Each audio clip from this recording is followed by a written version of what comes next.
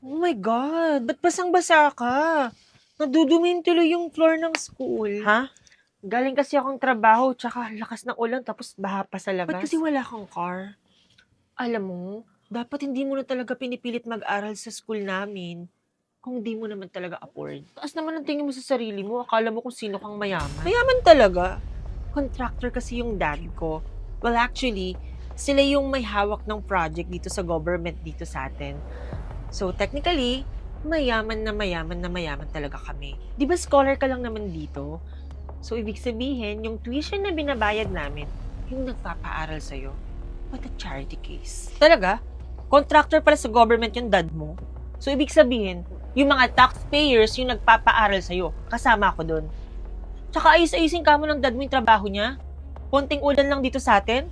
Ang taas agad ng baha. Inuuna pa siguro gastasan yung luho mo kaysa ayusin yung problema sa baha dito sa atin.